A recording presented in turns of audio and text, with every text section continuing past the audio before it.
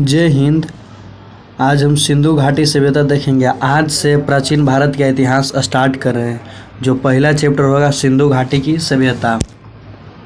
तो आज हम लोग सिंधु घाटी सभ्यता से प्रारंभ करेंगे। तो देखते हैं कि सिंधु घाटी सभ्यता किस प्रकार की सभ्यता थी, कैसे यहाँ के लोग रहते थे, यहाँ किस प्रकार की कल्चर थी।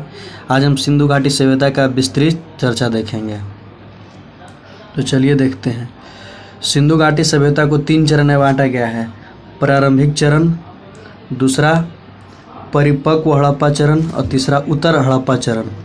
प्रारंभिक चरण 3000 से 2600 ईसा पूर्व तक रहेगा और परिपक्व चरण 2600 ईसा पूर्व से 1900 ईसा पूर्व तक रहेगा।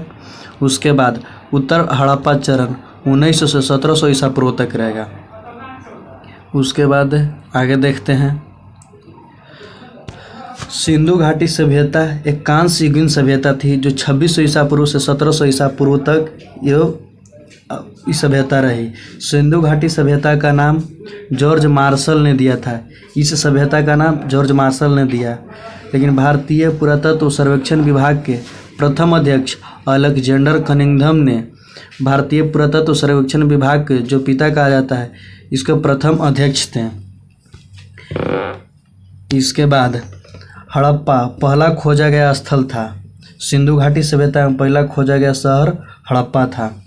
हड़प्पा में पंजाब, हरियाणा, गुजरात, राजस्थान, पश्चिमी उत्तर प्रदेश, बलूचिस्तान, सिंध जैसे क्षेत्र आते थे जो सिंधु घाटी सभ्यता के स्थल थे। ये परिपक्व काल में थे जो 2600 ईसा पूर्व से 1900 ईसा पूर्व तक थे। उसके बाद देखते हैं आगे कि सिंधु घाटी सभ्यता में सबसे उत्तर की ओर जो जम्मू कश्मीर में सबसे उत्तर में एक मांडा शहर था। मांडा शहर था सबसे उत्तर में। हड़प्पा सिंधु घाटी सभ्यता में सबसे उत्तरी शहर और मांडा था और सबसे दक्षिणी शहर दैमाबाद था जो महाराष्ट्र में था, यानी कि मुंबई में। और सबसे पश्चिमी बलूचिस्तान था जो मरकान तट पर था और पूर्वी तट आलमगीरपुर था जो यूपी में पड़ता है वर्तमान में।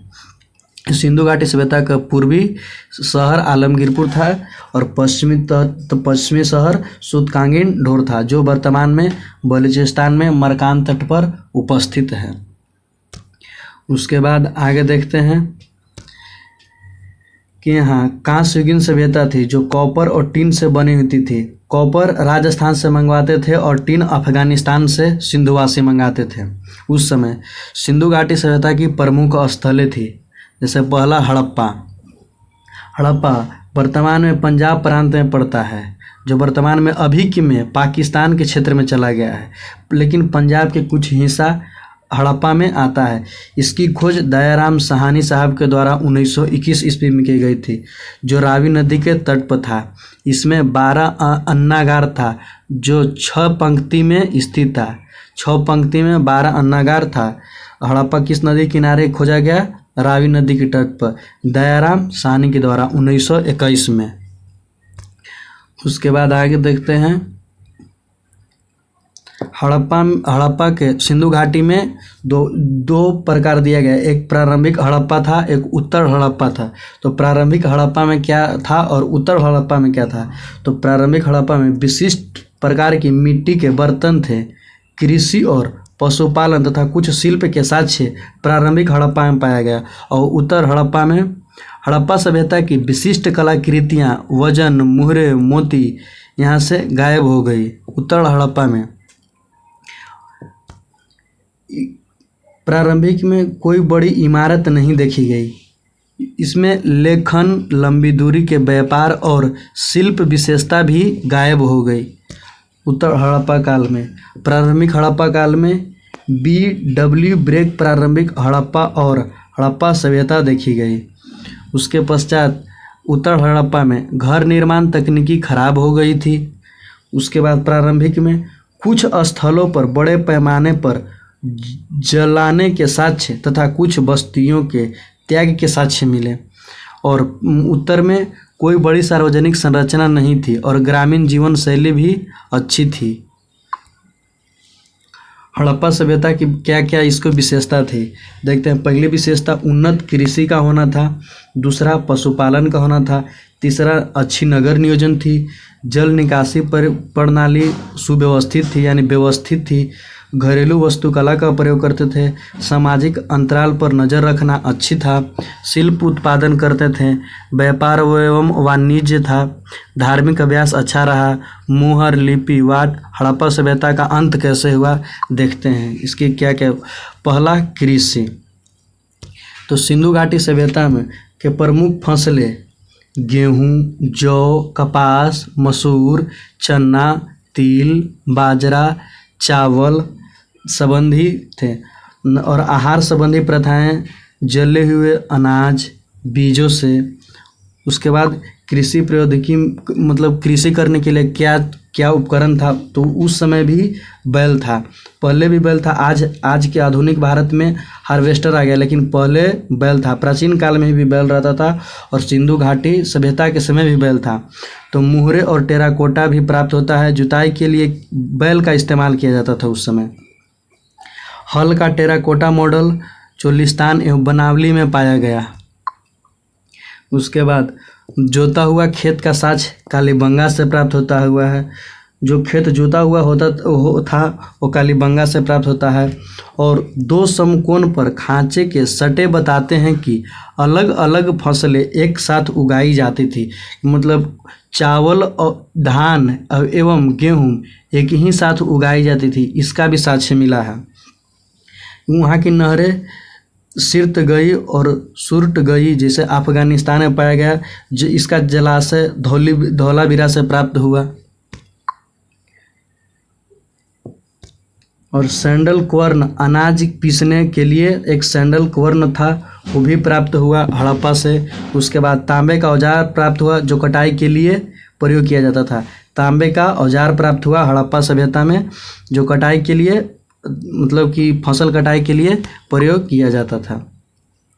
वहाँ की कृषि व्यवस्था किस प्रकार की थी, तो गेहूँ, ज्वार, मटर, सरसों इत्यादि के साक्ष्य मिले हैं। खेत जोतने का हल कालीबंगा से मिला।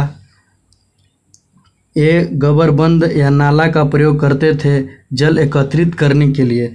चावल के साक्ष्य लोथल यानी कि वर्तमान में गुजरात में चावल के साक्ष्य गुजरात से मिला। सिंधु घाटी सभ्यता के लोग कपास की खेती करने वाले प्रथम थे, यानी कि सिंधु घाटी सभ्यता में भी कपास की खेती की जाती थी, जिसे कपास में सिंधुवासी सीडन भी बोलते थे। भैंस, बकरी, भेड़, सूअर, गधे के साक्ष्य भी हड़प्पा से मिलता है। उसके बाद घोड़े का साक्ष्य सूतकांगिन डोर से प्राप्त होता है। घोड़े का साक्ष्य सूतकांगिन डोर से। और दूसरा था पशुपालन। सिंधुवासी पशुपालन भी करते थे। उनका पशुपालन में क्या क्या था, भेड़ था, बकरी था, भैंस था, सूअर था, बैल था, देसी मवेशी भी था। सूअर, घड़ियाल, हिरन, मछली और मुर्गी की हड्डियां भी पाई गई। नोट, घोड़े और गाय के साक्ष्य सिंधु घाटी सभ्यता से नहीं प्राप्त हुआ। पहला घोड़ा और दूसरा गाय सिंधुवासी नहीं रखते थे, यानी कि वहाँ से घोड़ा और गाय का साक्ष्य नहीं मिला। तीसरा नगर नियोजन। वहाँ की नगर नियोजन कैसी थी सिंधु घाटी सभ्यता की, तो हड़प्पा सभ्यता की सबसे अनोखी विशेषता थी शहरी केंद्रों का विकास। वहाँ सबसे अनोखी हड़प्पा सभ्यता में था, वहाँ की गाँवें शहर की तरह अनोखी दिखती थी। जैसे कि आप चित्र में देख भी सकते हैं कैसा उस समय गांव हुआ करता था, शहर की तरह। और चौथा गढ़ और निचला शहर। गढ़ क्या होता था, निचला शहर। गढ़ क्या होता था, ऊंचे चबूतरे पर बनाया गया था। गढ़ होता था जो ऊंचा चबूतरा की तरह बनाया जाता था, जो आकार में निचले शहर की अपेक्षा छोटा होता था। आकार में जो निचले शहर होता था उससे छोटा होता था। और निचला शहर क्या है, यह शहर के निचले हिस्से में होता था। नगर का यह भाग गढ़ से कहीं अधिक बड़ा होता था। गढ़ से निचला शहर बड़ा होता था। आवासीय आवास था यह। चनहुदड़ो में गढ़ नहीं पाया गया। एकमात्र जगह था चनहुदड़ो जहाँ गढ़ नहीं पाया गया। धौलावीरा 3 भागों में विभाजित था। धौलावीरा एकमात्र स्थल था जहां 3 भागों में गांव को विभाजित किया गया। पहला गढ़, दूसरा मिडिल टाउन, तीसरा निचला शहर। 3 भाग में गांव को विभाजित किया गया था। पहला गढ़, दूसरा मिडिल टाउन, तीसरा निचला शहर। उसके बाद विशाल स्नानागार मिला। विशाल स्नानागार मोहनजोदड़ो से प्राप्त हुआ। यहाँ गढ़ भी स्थित होता था। इसका निर्माण पक्की ईंटों से किया गया था। यह आयताकार बना हुआ था जो 11.8 मीटर लगभग 7 मीटर चौड़ा था। 11.8 मीटर लंबा था, वह 7 मीटर चौड़ा हुआ करता था। तो विशाल स्नानागार कहाँ से मिला? मोहनजोदड़ो से। यहाँ गढ़ स्थित है। इसका निर्माण पक्की ईंटों से किया गया था। मोर्टारे और जिप्सम का उपयोग करके जलरोध यानी कि जल को रोकते थे। जिप्सम और मोर्टारे का उपयोग करके जल को रोकते थे सिंधुवासी।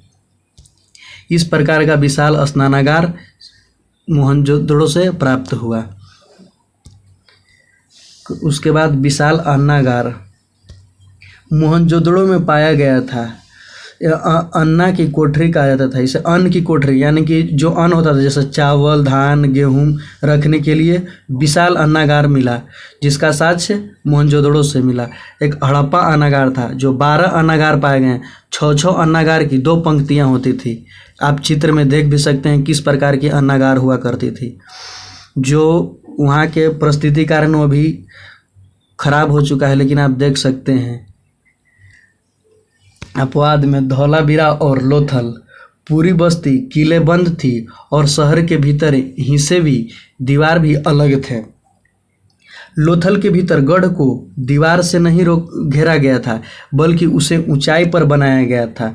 नोट पहला, इसका देखते हैं। बस्तियों के पहले योजना बनाई गई और फिर उसके अनुसार क्रियान्वयन किया गया।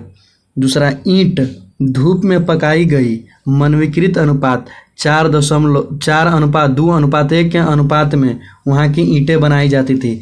4:2:1 के अनुपात में ईंटें बनाई जाती थी सिंधु घाटी सभ्यता में। जल निकासी प्रणाली सिंधुवासी किस प्रकार करते थे, देखते हैं। ग्रिड पद्धति वाली सैकड़ों गलियां जो समकोण पर प्रतिच्छेद यानी कि समकोण पर काटती थी। ग्रिड पद्धति वाली गलियां समकोण पर काटती थी। नाली प्रणाली बड़े शहरों तथा छोटे बस्तियों में भी पाई जाती थी, जैसे लोथल। जली पकी हुई ईंटों से निर्मित होती थी। ठोस अपशिष्ट को साफ करने के लिए नलियां के बीच में नाबादान यानी सेस्पिट होता था।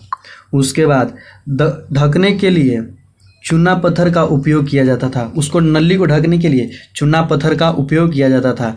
रसोई व स्नानागार में भी नलियां होती थी जो सड़क के नलियों से जुड़ी होती थी और नलियां पत्थर की ईंटों से ढकी होती थी। मैनहोल में भी होता था। आप देख सकते हैं इसका चित्र किस प्रकार हुआ करता था उस समय सिंधु घाटी सभ्यता से, आज से बहुत वर्ष साल पहले। ग्रिड पद्धति क्या है, देखते हैं। समांतर रेखाओं को प्रतिच्छेद करने वाली एक नेटवर्क थी। सड़क उत्तर, दक्षिण और पूर्व पश्चिम दिशा में चलती थी, जिससे एक सुव्यवस्थित लेटआउट बनता था। समांतर रेखा में प्रतिच्छेद करती थी, मतलब समांतर रेखा में सड़क एक दूसरे काटती थी। उत्तर, दक्षिण और पूर्व पश्चिम की ओर चलती थी।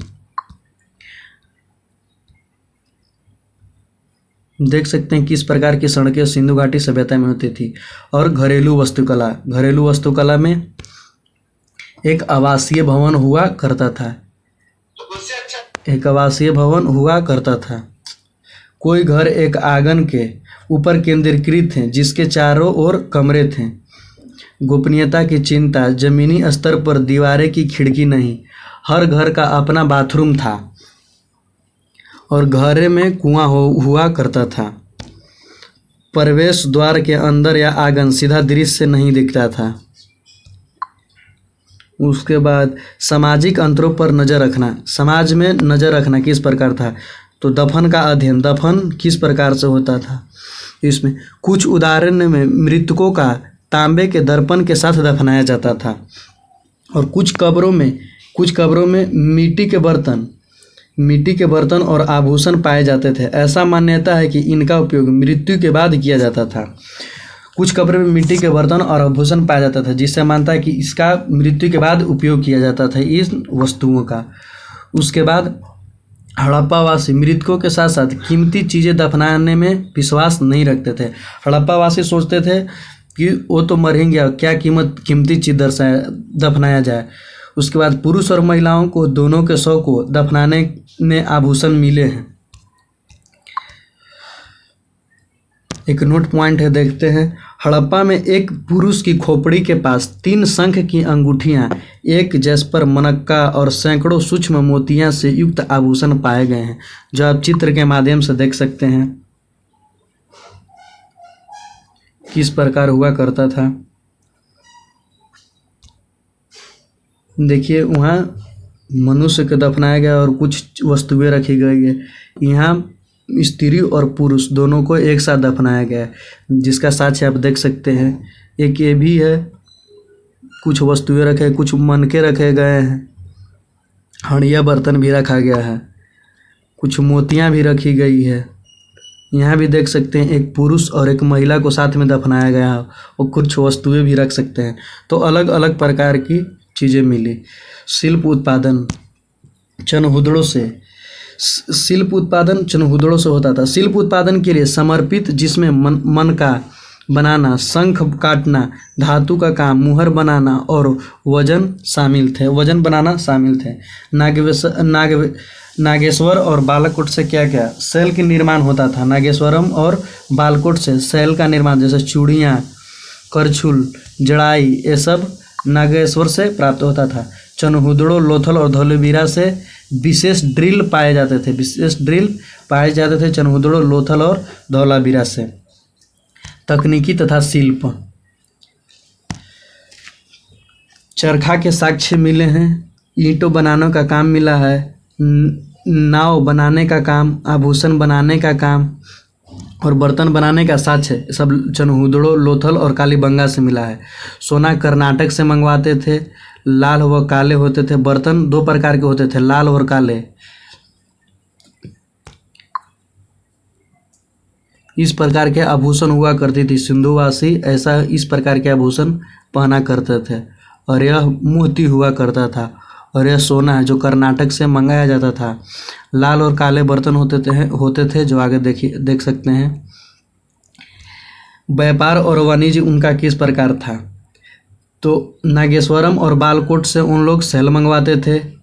शेरतुंगई से उन लोग लेप्सी, लाजुली मंगवाते थे। भरूच से कैरलिनियन मंगवाते थे। दक्षिण राजस्थान और उत्तरी गुजरात से स्ट्रीट लाइट मंगवाते थे।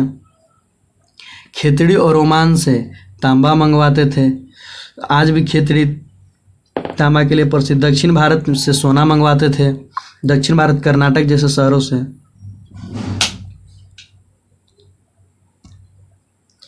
इसका व्यापार सेल खड़ी, मुहर होती थी 3 प्रकार की। एक सेल खड़ी होती थी, दूसरा टेराकोटा एगेट होती थी। मेसोपोटामिया में हड़प्पा की टूटी मुहर मिली है। नापतोल के यंत्र मिले हैं जो 16 गुनज में थे। लेन देन के प्रणाली प्रयुक्त में प्रयोग होता था। लिप्स यानी कि नीला पत्थर भी प्राप्त हुआ है, जो आप देख सकते हैं। नीला पत्थर किस प्रकार का हुआ करता था, ऐसी थी उस समय नीला पत्थर।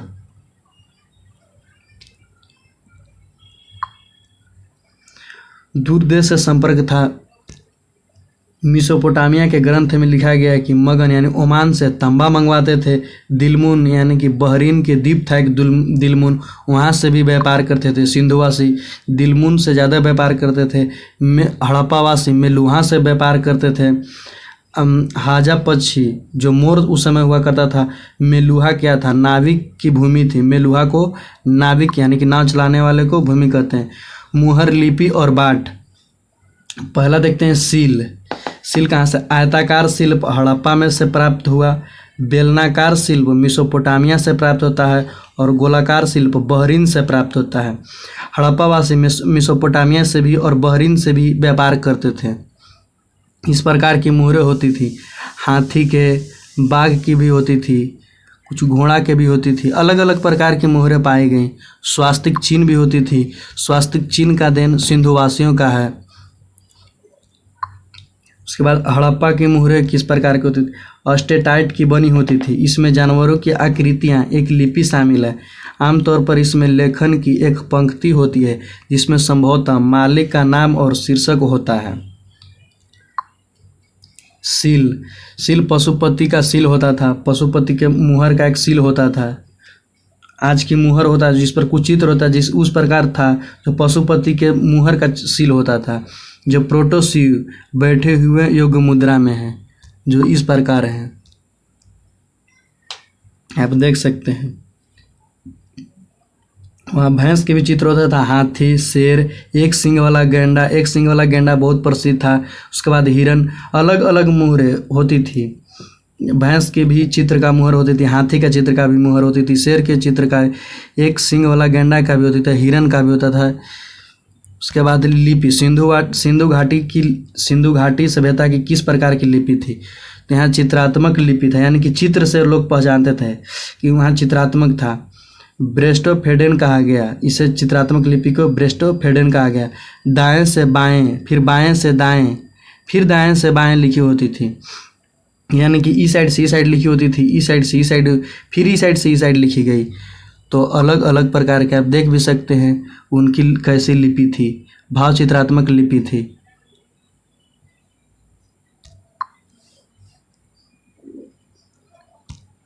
सिंधु घाटी सभ्यता से प्राप्त मुहरे, गेंडा, एक सींग वाला, पशुपति की सीव, चित्र, शेर की, अलग अलग प्रकार के चित्र आप देख सकते हैं।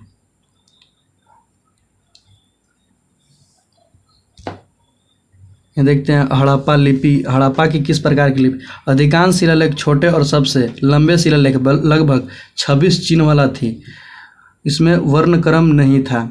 दाएं से बाएं लिखा गया था। आभूषण, हड्डी की छड़, मुहरे, तांबे के औजार, जार, एक प्राचीन साइन बोर्ड पाया गया। दूसरा, बहुत अधिक संकेतक यानी 375 से 400 तक वर्ड में पाया गया। तौल क्या थी देखते हैं। विनियमन के वजन की एक सटीक प्रणाली द्वारा विनियमित किया जाता था, जो आमतौर पर चार्ट नामक पत्थर से बना होता था।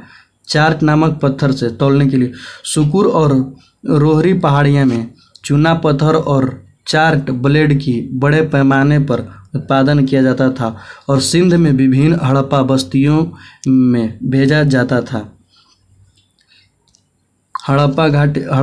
सिंधु घाटी सभ्यता में वजन का निम्न मूल्य वर्ग को बाइनरी कहा गया है। वजन का उच्च मूल्य वर्ग को दशमलव कहा गया है। निम्न को बाइनरी और उच्च को दशमलव कहा गया है। इस प्रकार की वजन नापने के लिए वस्तुएं होती थी। राजनीतिक, व्यापारी वर्ग का शासन होता था उस समय। वहाँ जो व्यापार था उसी का राजनीतिक होता था, मतलब वही शासक हो सकता था, उसी का शासन चलता था। वहाँ की सिंधु घाटी सभ्यता में धार्मिक प्रथाएं कैसी थी? टेराकोटा की मादा मूर्ति मिली है जिसमें भ्रूण से एक पेड़ जन्म ले रहा है, पृथ्वी की पूजा के एक देवी के रूप में। यानी कि सिंधु घाटी सभ्यता पितृ भावना में नहीं, पितृत्व भावना नहीं था, मातृत्व की भावना था। वहाँ माँ में विश्वास रखते थे। सिंधु घाटी सभ्यता मातृत्व भावना में विश्वास रखते थे, जिसमें एक माँ की गर्भ से एक भ्रूण से एक पेड़ जन्म ले रहा है, जिससे पता चलता है कि वहाँ मातृत्व की भावना थी। यूनिकॉर्न, एक सींग वाला जानवर पाया गया। लिंग, शिव के प्रतीक के रूप में पूजे जाने वाली शंक्वाकार पत्थर की वस्तुएं होती थी शिव के रूप में। प्राचीन शिव मुहर पशुपति की थी। प्राचीन शिव मुहर पशुपति की थी। मूर्तियां नृत्य करती हुई लड़की त्रिभंग मुद्रा में आप देख सकते हैं, ऐसी हुआ करती थी सिंधु घाटी सभ्यता में। उसके बाद आगे देखते हैं चनहुदड़ो। मोहनजोदड़ो के दक्षिण में खोजा गोपाल मजुमदार। चनहुदड़ो कहाँ है? मोहनजोदड़ो के दक्षिण में। कोई किसने खोजा? गोपाल मजुमदार ने। सिंध प्रांत में यह क्षेत्र है। बिना गढ़ वाला शहर था चनहुदड़ो, बताएं, बिना गढ़ वाला शहर था। मोहनजोदड़ो सिंध प्रांत में पाया गया, सिंधु नदी के तट पर मिला गया। इसको खोज किसने किया? राखलदास बनर्जी 1921 में। 1921 में मोहनजोदड़ो की खोज राखलदास बनर्जी और चनहुदड़ो के गोपाल मजुमदार। सिंध प्रांत के निकट पाया गया और मोहनजोदड़ो सिंधु नदी के तट पर। मोहनजोदड़ो में नृत्य करती युवती का मूर्ति मिला, दाढ़ी वाला पुरुष सेलखड़ी से बने मिले, माँ देवी की मिट्टी की मूर्ति मिली, विशाल स्नानागार प्राप्त हुआ, विशाल अन्नागार प्राप्त हुआ। स्नानागार मतलब नहाने धोने खींचने वाला, और विशाल अन्नागार मतलब अन्न रखने वाला। और मृतकों का टीला प्राप्त मोहनजोदड़ो से हुआ। पशुपति की सील मोहनजोदड़ो से ही मिला, जो आप चित्र देख सकते हैं। उसके बाद दाढ़ी वाला भी मिला, यहाँ दाढ़ी वाला पुरुष का सेलखड़ी से बनी मिली। और लोथल से क्या हुआ? लोथल वर्तमान में गुजरात में है, वहाँ प्राकृतिक बंदर पाई गई। जहाज बनाने का स्थान लोथल में ही था। टेराकोटा का जहाज लोथल से मिला। आग की वेदी लोथले से मिली। संयुक्त दफन लोथल से मिली, यानी कि लोथल में ही सिंधुवासी बंदरगाह के माध्यम से व्यापार करते थे। उसके बाद कालीबंगा राजस्थान में है, घग्गर नदी के तट पर है। कालीबंगा काले कंगन मिले, कालीबंगा से काले कंगन मिले। यहाँ जीते हुए खेत के साक्ष्य कालीबंगा से ही मिला। हर घर में कुआं कालीबंगा से ही प्राप्त हुआ। उसके बाद सूतकांगी डोर में तटीय शहर अधिक मिले। सूतकांगी में तटीय शहर मिले, जो सबसे पश्चिमी शहर था। घोड़े का साक्ष्य सूतकांगी डोर से ही मिला। उसके बाद धौलावीरा, जो धौलावीरा वर्तमान में गुजरात में है, जो 3 भागों में शहर को बांटा गया था, आपको बताएं भी। पहला गढ़, मिडिल टाउन और तीसरा निचला शहर पाया गया धौलावीरा में ही। उसके बाद राखीगढ़ एक सिंधु घाटी सभ्यता में शहर हुआ करता था, जो सबसे बड़ा हड़प्पा स्थल था जो भारत के। टेराकोटा के बने खिलौने मिले राखीगढ़ से ही, जो वर्तमान में हरियाणा में स्थित है। बनावली भी वर्तमान में हरियाणा में है, जो घग्गर नदी के तट पर मिला। ग्रिड प्रणाली यहाँ नहीं थी, बनावली में ग्रिड प्रणाली नहीं मिला। बनावली हरियाणा में है और राखीगढ़ भी हरियाणा में। उसके बाद भिंडाना, सबसे पुराना सिंधु घाटी सभ्यता का स्थल भिंडाना ही है। सिंधु घाटी सभ्यता का सबसे पुराना स्थल भिंडाना है। उसके बाद हड़प्पा का पतन किस प्रकार हुआ? सबका अलग अलग साक्ष्य है, लेकिन संभावित कारण है, संभावना के आधार पर। कुछ लोग कहते हैं कि जलवायु परिवर्तन के कारण हड़प्पा का पतन हो गया, कुछ लोग कहते हैं वनों की कटाई के कारण हड़प्पा का पतन हो गया, अत्यधिक बाढ़ के कारण हड़प्पा यानी कि सिंधु घाटी सभ्यता का पतन हो गया। कुछ लोग कहते हैं कि नदियों का बहना या सूखना, इसके कारण सिंधु घाटी सभ्यता का पतन हो गया।